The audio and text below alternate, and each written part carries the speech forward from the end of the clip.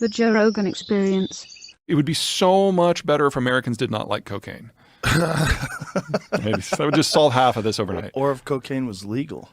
The health studies that I have seen suggest that that is not the way forward. But do you really think that it would change the consumption? Oh, it would definitely alter the consumption. How, I don't know. This is not something I'm an expert at. But most of the people that I've seen who have done the assessments suggest that any gain in terms of law enforcement and criminal activity would be lost in terms of work days and sickness. So from a purely economic point of view, at best, it looks like it might be a wash. So the legalization of cocaine, in your opinion, would cause more use and more problems? Probably. But wouldn't Just it different ones. stop all these fentanyl overdose? Because this is an issue with the illegalization. See, that's the problem. When you ask people why they're taking what drug, to say that if cocaine was immediately available that they'd stop taking fentanyl, I don't know. But they're not taking fentanyl on purpose. Oh, you're talking about the stuff that's cut in. A lot of the fentanyl deaths is cut. Like cocaine fentanyl deaths are very high. Well, then you're talking about a regulatory issue. And just keep in mind that whenever you move something in from an illegal to a regulatory point of view, there is how should we call this? An adjustment process. So I live in Colorado now, which was the first state to legalize pot.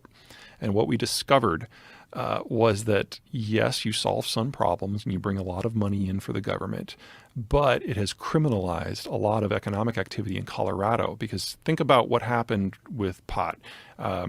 It's still controlled from a financial point of view at the federal level. Mm-hmm. So banks won't touch it. So all the pot dispensaries have a walk-in safe where they keep all the cash. Yeah. So the Federal Reserve is like, this is a theft issue. This is a security issue. We can't allow this to happen. So what we're going to do is we're going to hire out a bunch of armored cars and trucks, and we're going to send these to these pot dispensaries after hours.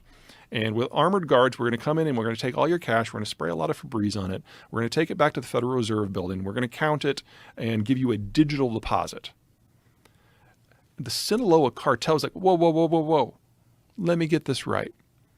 The Federal Reserve of the United States of America is now in the business of money laundering. Count us in. And so now they are laundering their money through the pot industry of Colorado. And it's generated just a different problem.